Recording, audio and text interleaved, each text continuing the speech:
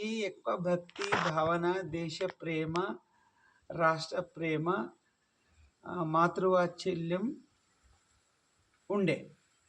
కాబట్టి శివాజీ మహారాజు దేశభక్తికి వీరుడు, క్రాంతి వీరుడు, ధర్మరక్షకుడైండు.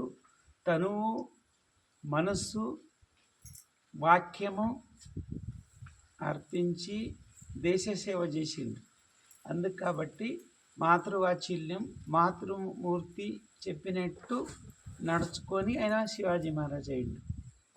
ఆయనకంత ప్రయత్నము, ప్రాక్టీస్ ఇవన్నీ నేర్పింది వాళ్ళ అమ్మ అన్నమాట.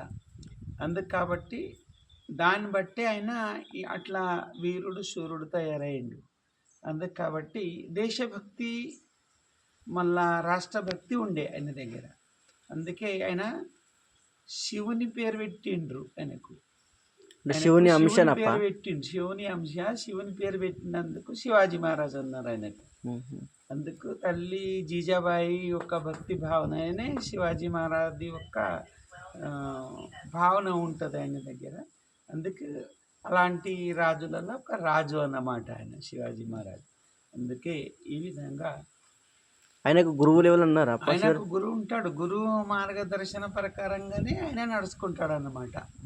అందుకు రామదాస్ మహారాజ్ అని గురువు ఉంటాడు. గురువు చెప్పినట్లనే ఆయన రాజ్య పరిపాలన చేస్తాడు. కాబట్టి ఆయనకు శివుని మీద భక్తి ఉంటుంది, దేవి మీద భక్తి ఉంటుంది. పార్వతీ దేవి మీద, శివుని మీద భక్తి ఉంటుంది. అందుకే ఎక్కువ ఆయన చరిత్ర మహారాష్ట్రలో ఉంటుంది. మహారాష్ట్ర అది. కాబట్టి ఈ దేశం గురించి ఎక్కువ చేసింది ఆయనని. రాజ్య పరిపాలన చేసిండు. ఆయన వలనే ఈ యొక్క సనాతన ధర్మం నిలబడ్డదన్నమాట. అందుకు సనాతనం అంటే పురాతనం అన్నమాట. అందుకు అన్ని ధర్మాలకు గౌరవించినటువంటి ఆయన. కానీ ఆయనకు సనాతన ధర్మం అనేటటువంటిది పురాతనము, దీన్ని కాపాడిండు అన్నమాట. అందుకే ఆయనకు ఛత్రపతి శివాజీ అంటారు. ఛత్రపతి అంటే ఏమర్థం అంటే వాస్తవంగా అన్నీ ఒక సమస్తం అన్నిటికీ వెళ్ళినటువంటి సంచరించిన అయిన వాళ్ళకు చక్రం ఎట్లా సుదర్శన చక్రం ఉంటుందో అట్లా తిరిగిన వాళ్ళకు ఛత్రపతి అనేటటువంటిది అంటారు. ఎప్పటికీ దేశం మీద, ప్రజల మీద దృష్టిని ఉంచి నడిపించేటటువంటి వాళ్ళకు చక్రపతి అంటారు అన్నమాట. చక్రపతి అంటారు. రాజులది ఒక గుణధర్మం ఎట్లా ఉంటుందంటే చక్రం తిరిగినట్టు సంచారం చేయాలి, అది దేశం చూడాలి. జనులకు చూసేది చక్రం లేక చూసేటోళ్ళకి చక్రపతి అంటారు. కాబట్టి శివాజీ మహారాజు చక్రపతి అని అంటారు అనమాట. ఇది ఒక శివాజీ మహారాజు గుణధర్మం, గుణగణాలు. గురువు యొక్క సందేశం. గురి ఉండాలి, వెనక గురువు ఉండాలి. ముందుకు గురి ఉండాలి, వెనక గురువు ఉండాలి. దేశం సుభిక్షం ఉంటుంది. కాబట్టి గురువు లేనిదే రాజ్యం వెళ్ళినా కానీ రాజ్యం కాదు. గురువుతోని వెళ్తే రాజ్యం పరిపాలన చేస్తే అందుకు ముందుకు గురి, వెనుకకు గురు అన్నదే వాస్తవంగా.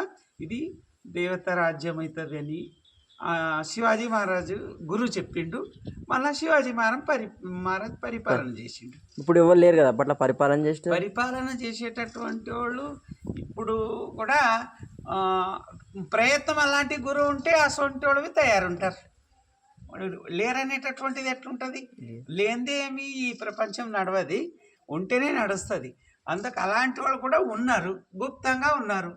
అందుకు గుర్తుంచుకోవాలి, గుర్తుపట్టాలి. వాళ్ళకు కూడా ప్రజలు గుర్తుపడితే ముందుకు సుభిక్షంగా ఈ రాజ్యం సస్యశ్యామలంగా నడుస్తుంది అన్నమాట.